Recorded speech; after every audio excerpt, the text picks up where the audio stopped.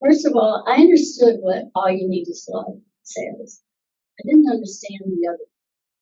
But as I thought about it, I realized it shows how love can be distorted, how love can be misused.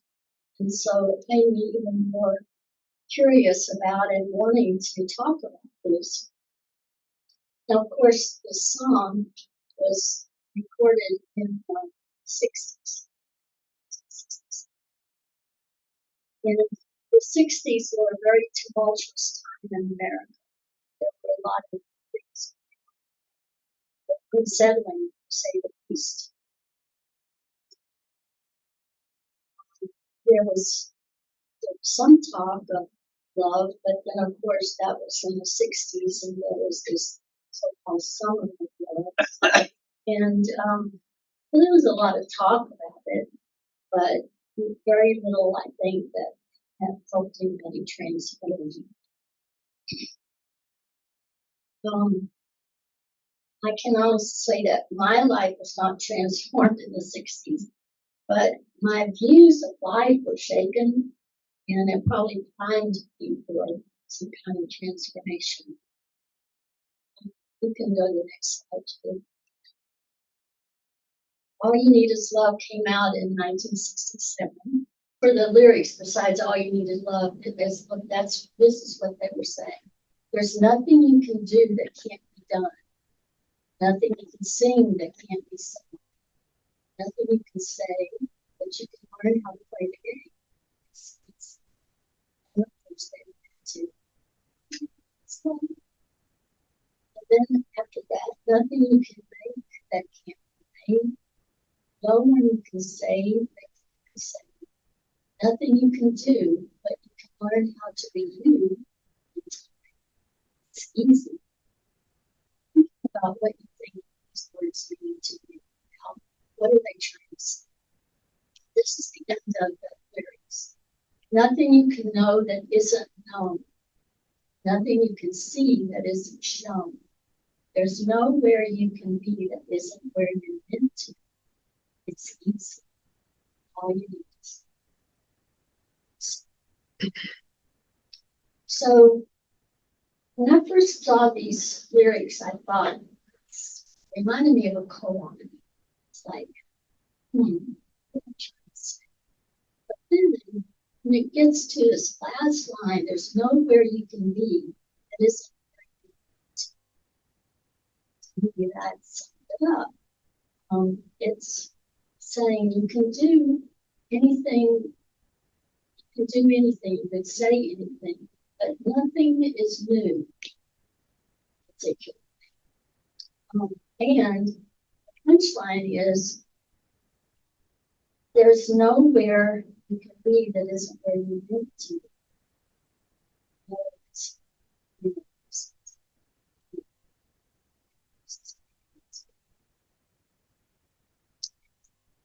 It just means that once you know that, it's easy. And then after that, all you need to do is be love. That's my take on it. And at the end, when we finish up, I will invite you to maybe share how did this mean, this show up for you? So,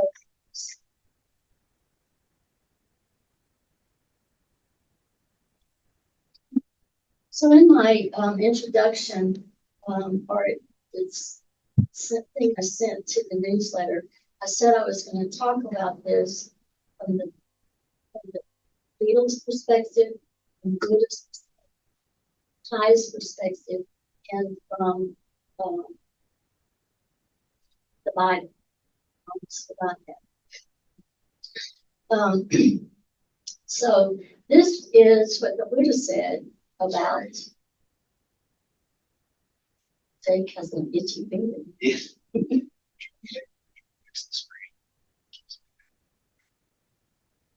This is what the Buddha wrote about love. And this we just got through chanting. And I think you might maybe know the story about how this came about. But one time the Buddha was teaching, and this man came to him. He was of the Brahma faith, and the Brahmins, Brahma in their world is like God. And so this man was asking Buddha, what can I do to ensure that I will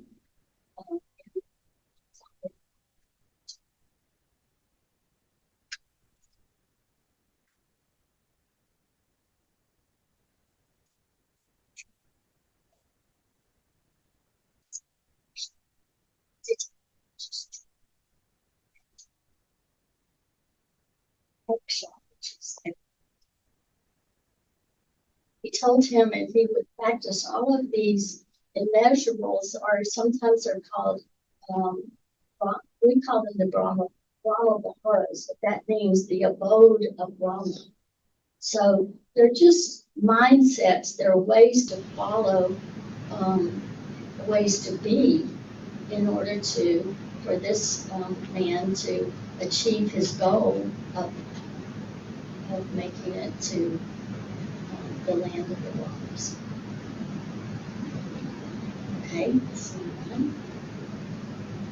this is what the Buddha said. This is what Thich Nhat Hanh wrote. The first quote is from, actually I don't know where, but it found its way in a note in my book with the 5 mindfulness trainings. He said, you must love in such a way that the person you love feels free. And then in the book Love in Action, he said, true love is generated from within. With true love, you feel complete in yourself. You don't need something from outside to make you feel whole. True love is like the shining sun. The sun is sufficient in itself. It offers light to everyone. It doesn't say, I only want to offer light to this one person. It doesn't exclude anyone. There are many other instances when Thai talked about love in these ways. I could have probably filled up this whole hour with those kinds of quotes, but I think you get the idea. These are just 2 very short quotes from Thai. So let's see what does the Bible say about love.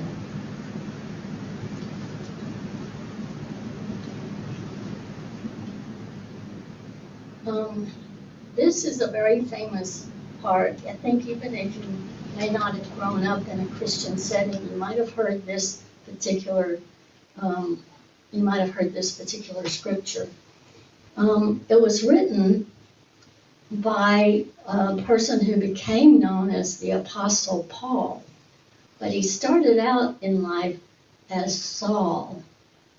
And there's not a lot about him in the beginning of the part where he's called Saul, but there's one incident in which somebody named Stephen was being stoned because Stephen had proclaimed the belief in Jesus as the Son of God. And it was kind of heretical in that time. And so people stoned this guy who was talking in this way. And Saul witnessed it, didn't try to stop it. In fact, it seemed in the scripture, it seemed like he was an instigator. So he was not at all a friend of, they weren't even called Christians then.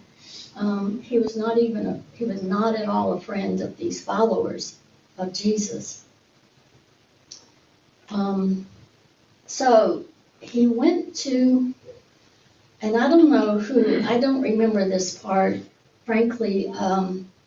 I have such a, I don't know, this is something I need to work on, but I have an aversion to the Bible.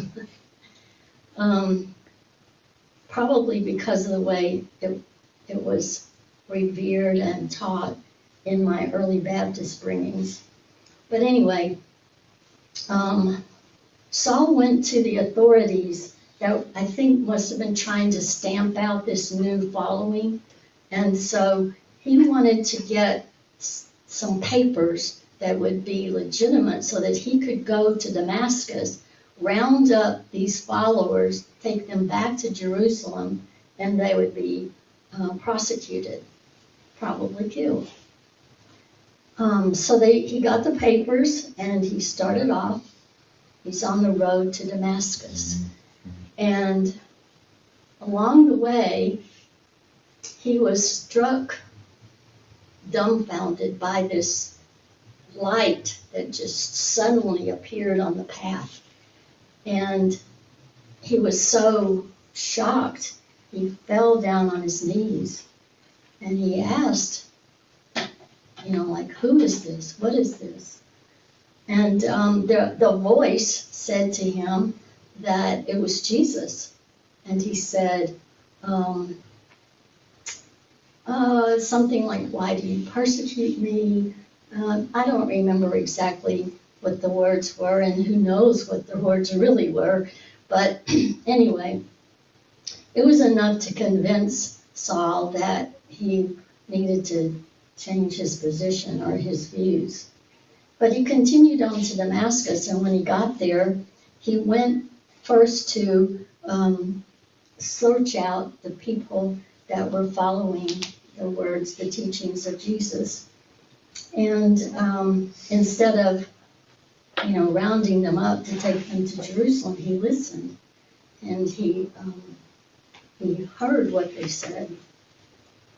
He went into the tabernacle in that place and listened to the rabbis and the Jews that were in that circumstance, in that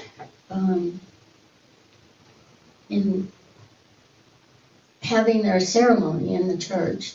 And they debated a lot back then.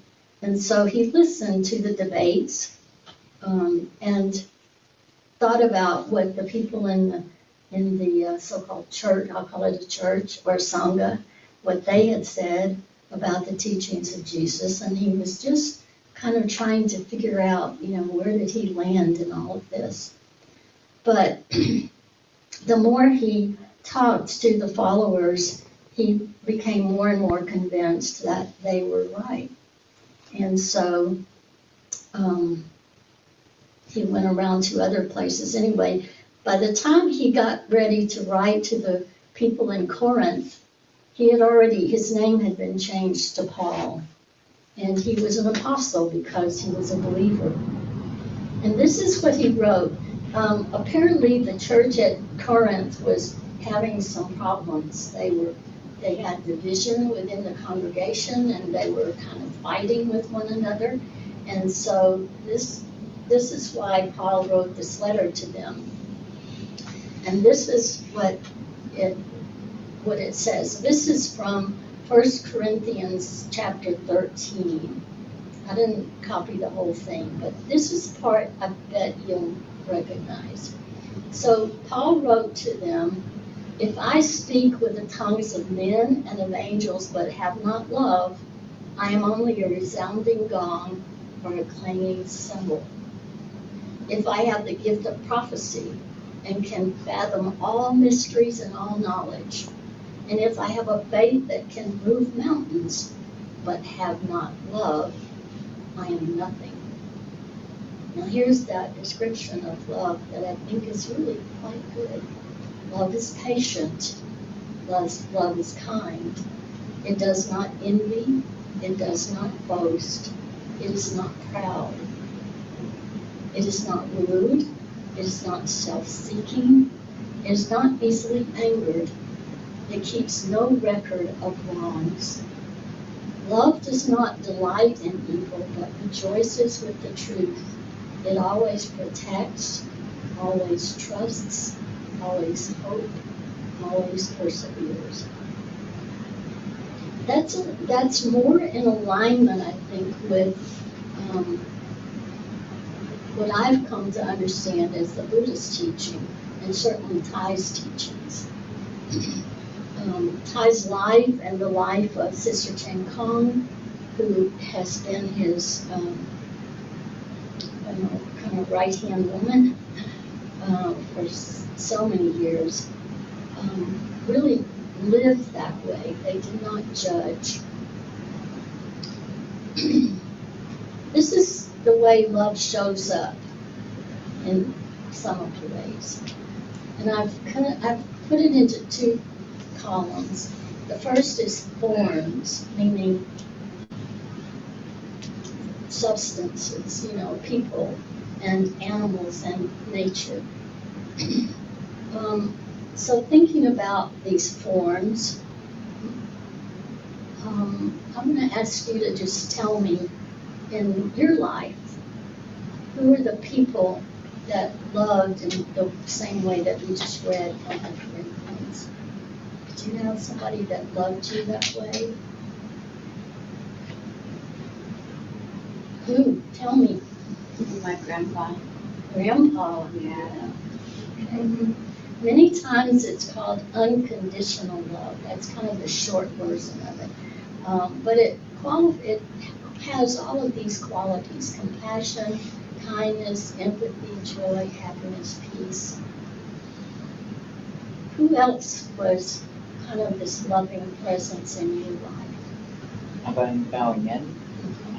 It was actually a family friend, but she was like an aunt and a godmother, Janice. She was a guide for me. Some very different. Great. All right. So a grandpa and a spiritual friend of the family.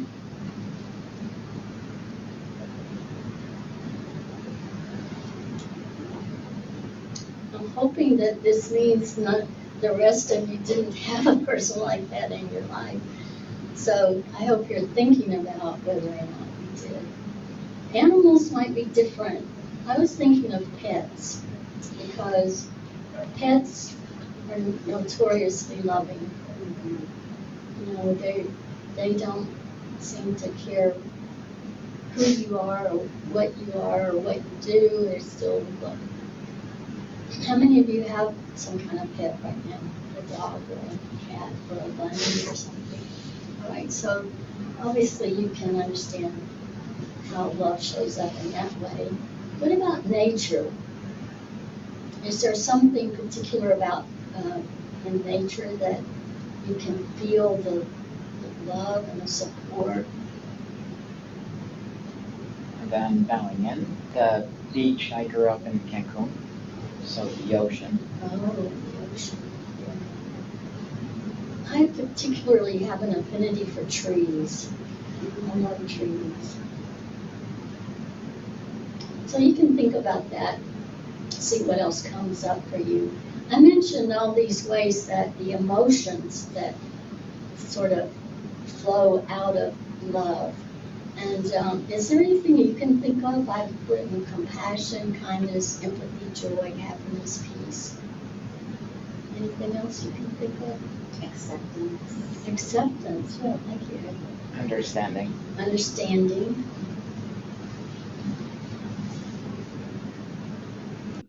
Right.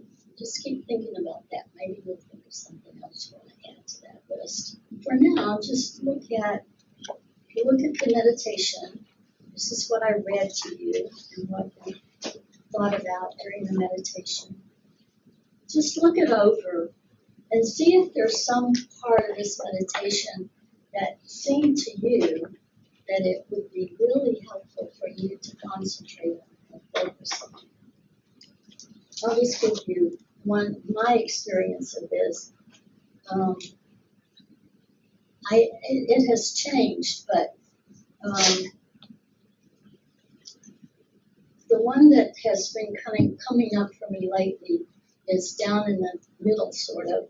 May I be able to recognize and touch the seeds of joy and happiness in myself. Previously, I was looking at May I learn to look at myself with the eyes of understanding and love.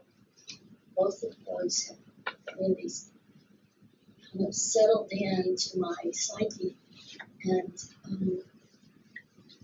having contemplated this now for a while, I find that it actually does make a difference. So just kind of reflect on that